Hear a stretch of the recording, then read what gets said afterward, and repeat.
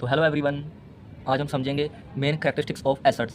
अगर आप अकाउंटिंग पढ़ रहे हो तो एसेट की ये 3 कैरेक्टरिस्टिक्स आपको 90% स्टूडेंट्स से अलग बना सकती है। सिर्फ 90 सेकंड में इसे हमेशा के लिए याद कर लो। Number 1, valuable means need.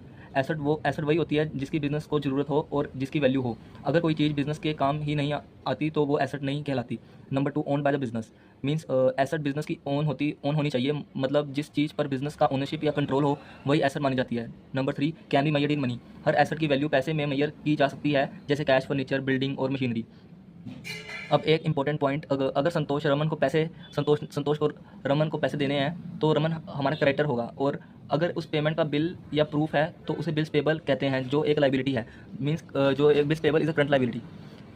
संतोष ने गुड्स परचेज किए तो संतोष की लाइबिलिटी है, रमन को उसने अमाउंट पे करनी है, तो रमन एक बियर बनाएगा, मीन्स बिल्स रिसीवेबल, जो कि एक प्रूफ होगा। अगर संतोष अमाउंट पे नहीं करेगा तो संतोष केस कर सकता है कोर्ट में। नेक्स्ट, सेविंग अकाउंट का बैलेंस कभी भी माइनस में नहीं जाता, और करंट अकाउंट का बैलेंस माइनस में जा सकता है, क्योंकि 10,000 बैलेंस है, 15,000 विड्रॉ कर लिया, 50,000 की लिमिट है, तो 5,000 bank overdraft, now we will pay interest to the bank. तो बिजनेस की लाइबिलिटी बन जाएगी कि उसने 5,000 और प्लस इंटरेस्ट वो पे करेगा।